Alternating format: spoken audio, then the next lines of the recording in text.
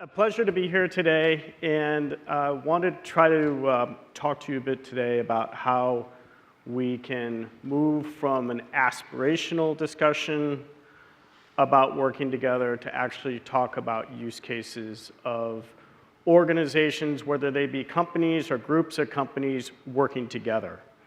So a little bit on my background before we launch in.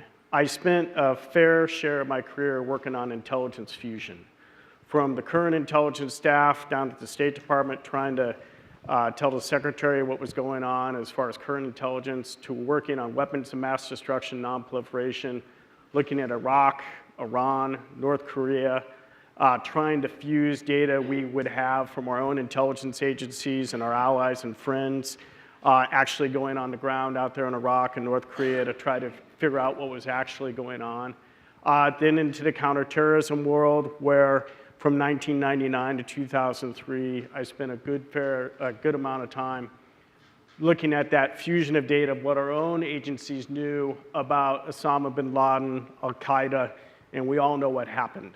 I witnessed firsthand what it looks like when agencies can't work together. FBI unable to share data within its own organization, NSA, CIA, you name it, not able to work effectively together. Around that same time, I picked up the cyber portfolio and very quickly realized that we were going to have a nightmarish situation on our hands because all of us are going to get hacked and we're going to be unwilling to work together for obvious reasons. So I kind of, over time, decided that I wanted to try to build a platform from the ground up that would enable us to work seamlessly together while keeping in mind security and privacy issues that we have. So if we look at, I'm a big fan of Keith Alexander, and this was from the Financial Times a couple of weeks ago, maybe a few weeks ago, of where we are in the state of conflict in cyber. We're basically always on the doorstep of cyber conflict. We see this playing out every day, not just inside what's happening with government, not just what we're seeing inside the critical infrastructure, but also what we're seeing with our own democratic processes, as we saw in 2016. So the question I have is, who is in the best position to lead? Any thoughts before I go to the next slide? Government? Who's in the best position to lead defense? Is it the US government or is it the private sector? I don't think government can provide for the common defense. I love government, I've worked with government, been a part of government, but I actually think the speed of attacks, the privacy and security issues that government has, makes it not possible for them to lead the defense. Preamble of our Constitution, provide for the common defense. Government can't. That's a big problem. So what do we do about it? We've been talking since 1998, PDD 63, under President Clinton, about working together. But we've been challenged. So where do we go? My view of the world is that if we can manage our cyber intelligence far more effectively, we'll have a much better chance of bending the curve, and I think the private sector is in the best position to do that. Doesn't mean that government's not going to help, doesn't mean that government's not going to have to support what's going on, doesn't mean that government's going to have to lead in other areas, but really at the end of the day, a lot of these attacks are occurring against the private sector, and you said it earlier about the technologies are going to probably come out of the private sector. They just have to be able to be normalizable, so to speak, so they can work with everybody.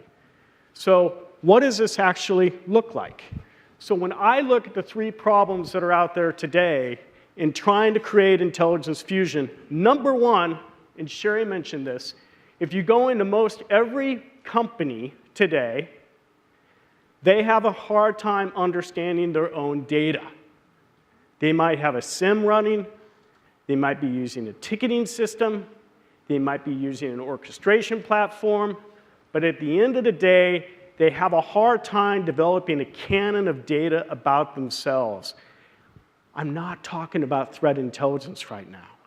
I'm talking about what is going on inside my own system. What are my critical assets? What are my vulnerabilities? What is my SIM telling me today? What are all those tickets that have been strung together in my system? Many, many companies, I would wager most, don't understand their own intelligence. And if you ultimately want to go to a place where you can fuse data and share with others, if you can't understand what's going on inside your own four walls, we've got no hope. Problem one. Problem two is there is external data out there that is potentially useful. FSISAC, ITISAC, RCISC, AIS, CISC-P, proprietary threat feeds, independent researchers. Most of that data is rendered unusable in enterprises because they can't see all their own data together and they can't, if you will, easily integrate that external data. And then you get to the third problem, is that ultimately it's really hard to work with others if you can't understand what's going on inside your own four walls and you can't easily integrate external data. You ultimately don't know what to share. You don't know how to fuse and work with others. So one document I would look at that I think is pretty interesting that probably a lot of people have not focused on is the Cloud Security Alliance. Full disclosure, I'm a board member of the Cloud Security Alliance.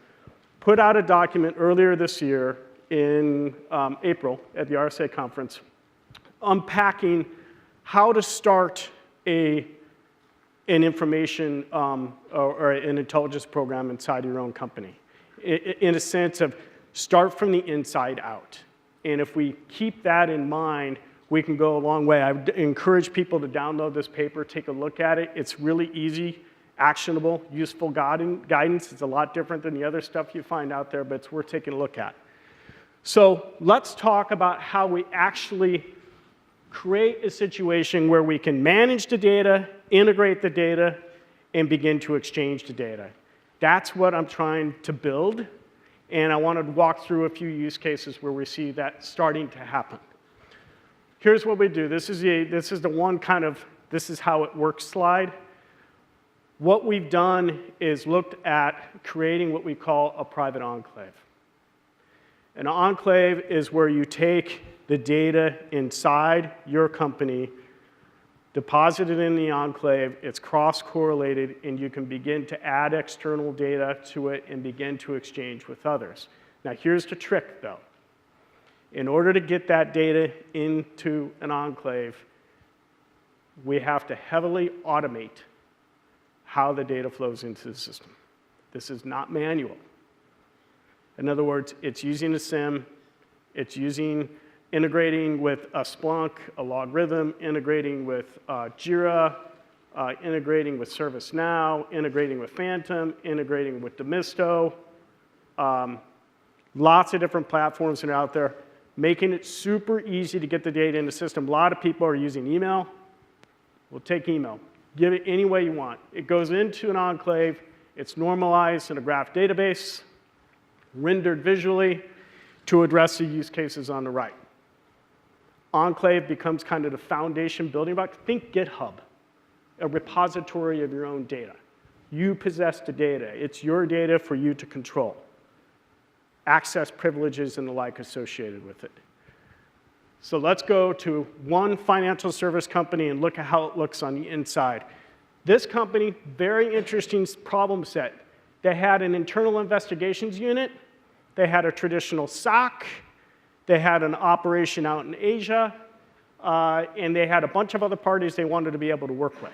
So what they ended up doing is using 3 enclaves, one for their SOC, one for their internal investigations unit, and another one for Asia. So what was really interesting is the internal investigations unit wanted to have insight into what was happening in the SOC and not vice versa. So all the rich data and content associated with what was going on internal investigations went in one enclave.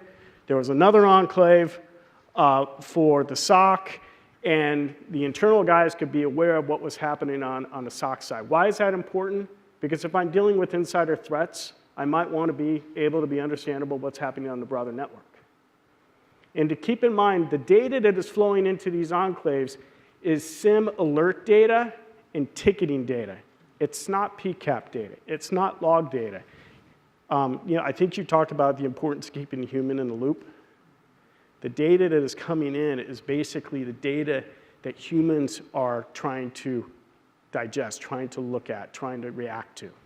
So that is the type of information that's flowing through in this case, and you see a lot of the different integrations that are out there. Another use case, let's go inside of an individual company with a brand protection problem. This particular company has operations around the globe, a lot of joint ventures, and they were concerned that a hack against one of their joint ventures on the other side of the globe would be a hack against their brand. They would be labeled as the loser, even though the mothership, headquarters, might be in a good place and might actually have its act together.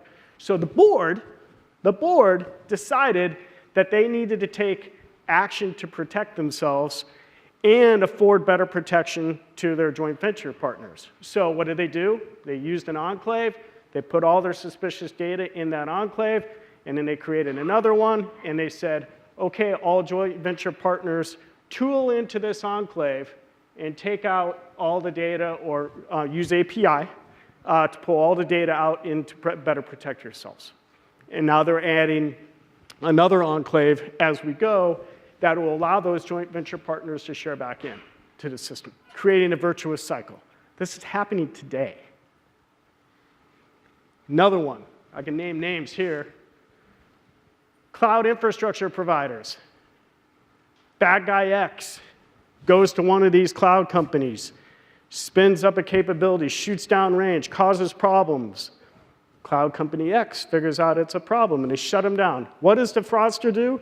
He goes to the next company using the exact freaking same credentials and spins it up again and works for another 4 weeks before he's detected. So these guys are starting to work together. They're sharing known bad data. They share credentials. When they spin somebody down because it's a fraudster, they dump it into an enclave. The next cloud company comes along.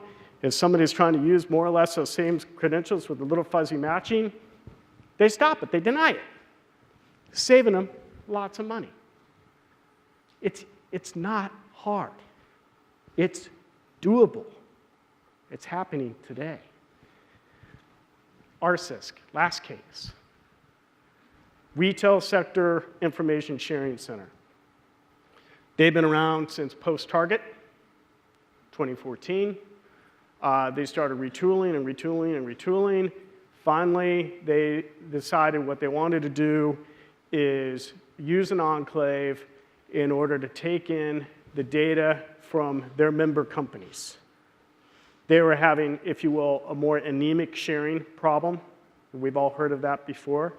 So they also had the haves and the have-nots, the super big companies that had sophisticated operations, and the little companies that didn't have much.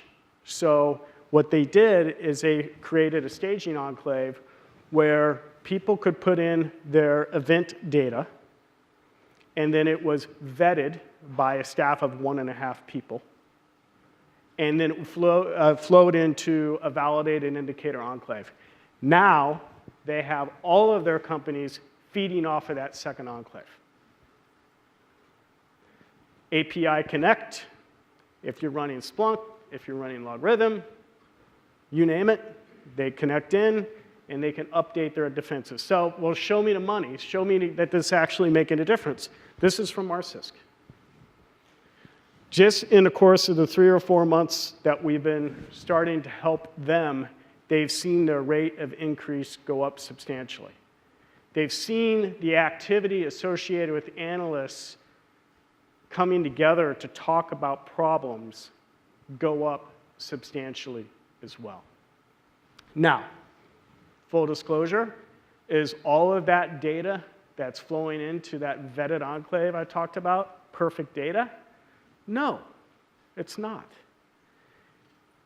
But one of the things they're able to do is get more buy-in. And they've had a couple of situations within the past month that they have enough comfort level building within the community that they're starting to put APT-related data into the Enclave.